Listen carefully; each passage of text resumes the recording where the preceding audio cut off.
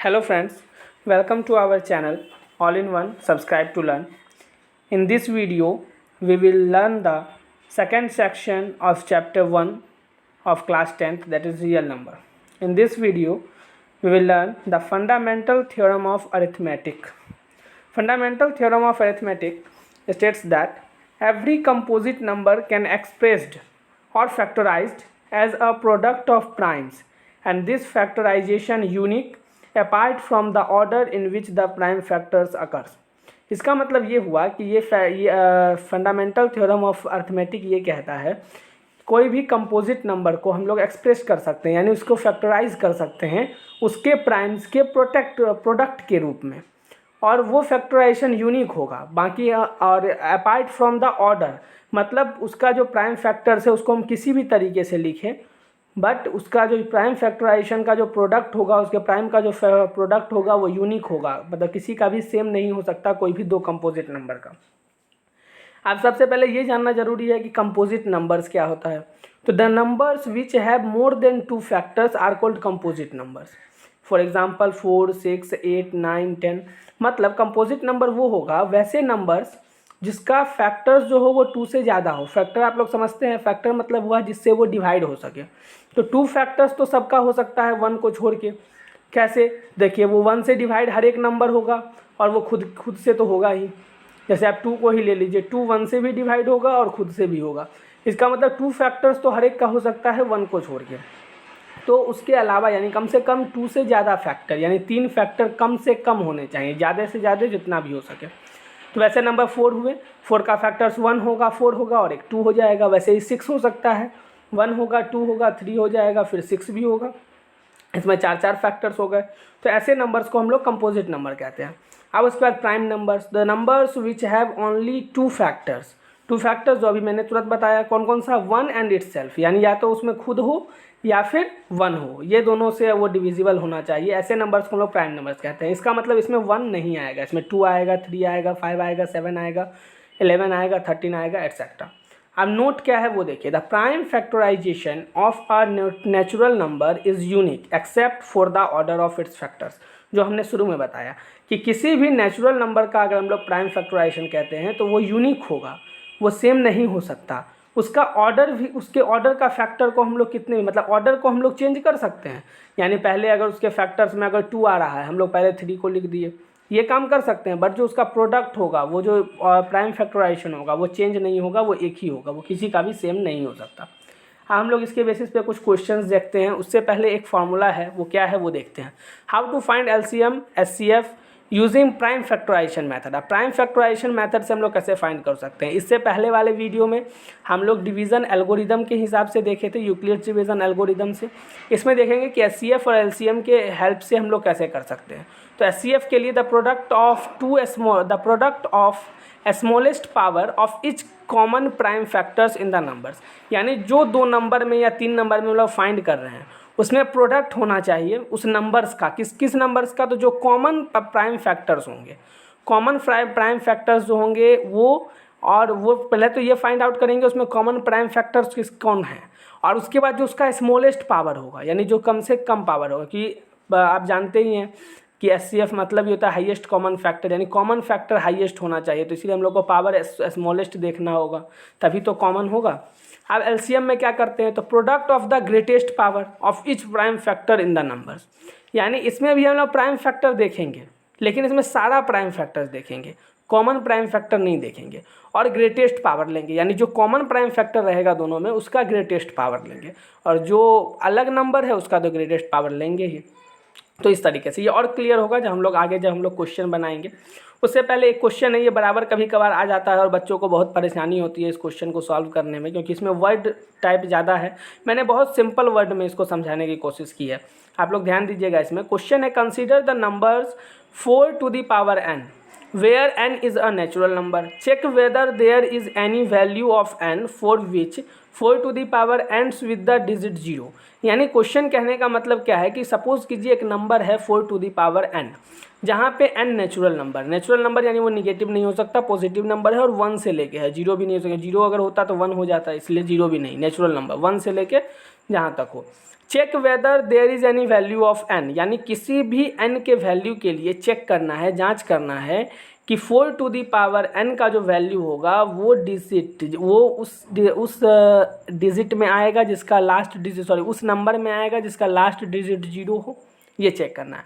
तो सबसे पहले 4 टू दी पावर n का प्राइम फैक्टराइजेशन किए तो 2 इंटू 2 4 को टू दी पावर n, यानी 2 to the power 2 into to the power n। अब जानते हैं जब a to the power m to the power n होता है तो फॉर्मूला होता है a to the power mn। तो उसी तरीके से हमने 2 का पावर 2n कर दिया। अब if the number 4n for any n, यानी n का कोई भी वैल्यू हो और तो number 4n where to end with 0, अगर उसको 0 से ख़त्म होना है यानी 0 उसके लास्ट डिजिट पे आना चाहिए, then it must be divisible by 5, वो 5 से डिविजिबल होना चाहिए। क्योंकि आप जानते हैं कि अगर लास्ट में अगर 0 आता है तो वो 2 से डिविजिबल होगा और 5 से डिविजिबल होगा। तो 2 तो इसमें है बट इसमें 5 होना आवश्यक है, क्योंकि जैसे ही 4 है तो इसका मतलब 2 तो उसमें अवेलेबल है ही, 5 होना अवेलेबल है, चाहिए, ज़रूरी है। But the prime factors of 4 to the power n does not contain 5, but हमने अभी प्राइम फैक्टर किया 4 टू दी पावर n का, उसमें 5 किसी भी हाल में नहीं आ रहा, क्योंकि 4 का तो 2 इंटू 2 ही होता है, तो उसका पावर आप कितना भी बढ़ाएंगे उसमें 5 आने की तो कोई संभावना ही नहीं है। तो hence there is no natural number n for which 4 to the power n ends with 0। इसका मतलब ऐसा कोई नेचुरल नंबर नहीं हो सकता जिसके लिए 4 टू दी पावर n जो है उसका कोई वैल्यू ऐसा आएगा जो 0 से ख़त्म होगा, यानी जिसके यूनिट डिजिट पे, यूनिट प्लेस पे 0 हो। आई होप ये क्वेश्चन आपको अब इजीली समझ में आ गया होगा और पूरा क्लियर हो जाएगा। अगर फिर भी अगर कोई समस्या हो तो आप कमेंट बॉक्स में ज़रूर बताइएगा। अब नेक्स्ट देखिए, ये क्वेश्चन आ गया एलसीएम और एचसीएफ से, जो हमने कहा था find the LCM and HCF of 6 and 20 by the prime factorization method. 6 और 20 का प्राइम फैक्टराइजेशन मेथड से करना है। तो सबसे पहले प्राइम फैक्टराइजेशन, देखिए मैंने बगल में प्राइम फैक्टराइजेशन भी कर दिया। जब भी आप बोर्ड में सॉल्व करें या किसी भी एग्जाम में तो राइट साइड में प्राइम फैक्टराइजेशन जरूर कर दें। उससे क्या होगा, अगर आप वहाँ लिखने में कुछ गलती भी करेंगे और अगर आपका प्राइम फैक्टराइजेशन सही होगा तो आपको नंबर पूरा मिलेगा। तो 6 इज इक्वल टू 2 इंटू 3, आप पावर के रूप में लिख लेते हैं तो 2 का पावर 1 और 3 का पावर 1। फिर 20 इज इक्वल टू 2 इंटू 5, यानी 2 to the power 2 into 5 to the power 1। अब एचसीएफ का हमने फॉर्मूला क्या लिखा, तो एचसीएफ का हमने फॉर्मूला लिखा था product of the smallest power of each common factor in the numbers. अब इच कॉमन फैक्टर, आप देखना है कॉमन फैक्टर कौन सा है, तो दोनों में देखिएगा तो कॉमन तो सिर्फ 2 ही है दोनों में, और उसका स्मॉलेस्ट पावर, तो स्मॉलेस्ट पावर यानी 2 टू दी पावर 1, तो आंसर हो गया 2, क्योंकि इसमें और तो कोई है ही नहीं जिससे इसका प्रोडक्ट निकालेंगे, इसलिए और हमने कुछ लिया ही नहीं, सिर्फ 2 लिया। और 2 का स्मॉलेस्ट पावर 1 था जो 6 में आ रहा था, क्योंकि 20 में तो 2 का पावर 2 आ रहा था, लेकिन हमको स्मॉलेस्ट लेना है इसलिए हमने 2 का पावर 1 लिया, यानी एचसीएफ का वैल्यू हो गया 2।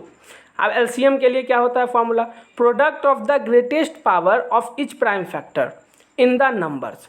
अब इसमें क्या ध्यान देना है, तो जो ग्रेटेस्ट पावर हो किसका, तो प्राइम फैक्टर्स का, इच प्राइम फैक्टर, इसमें कॉमन प्राइम फैक्टर नहीं है, इच प्राइम फैक्टर।